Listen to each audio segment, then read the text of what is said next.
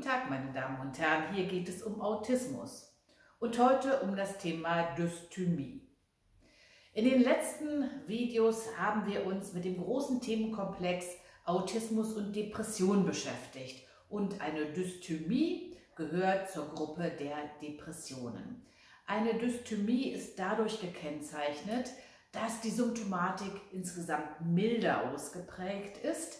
Das heißt, die Betroffenen schaffen es, ihren Alltag zu bewerkstelligen, also Schule, Beruf, Ausbildung, Haushaltsführung, ist durch diese Form der Depression nicht beeinträchtigt.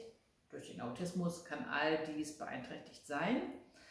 Allerdings hat eine Dysthymie einen chronischen Verlauf.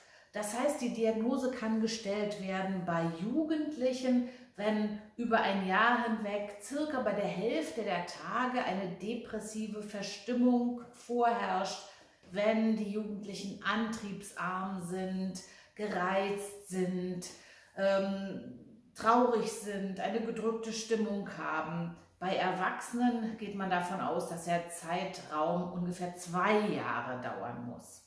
Das heißt, weniger stark ausgeprägte Symptomatik, aber chronischer Verlauf. Tragischerweise kann sich nun auf eine Dysthymie noch eine depressive Episode auflagern. Man spricht dann von einer doppelten Depression. Allerdings kommt es nach dieser depressiven Episode nicht wieder zum Nullpunkt zurück, also zur durchschnittlichen Stimmungslage, sondern sie bleibt gedrückt eben im Bereich der Dysthymie. Auch eine Dysthymie wird neben der genetischen Veranlagung hervorgerufen durch Stressbelastung und Umweltfaktoren, und im Autismus-Spektrum zu leben ist sehr anstrengend. Das heißt, auch hier haben wir ein besonders hohes Risiko für Menschen im Autismus-Spektrum.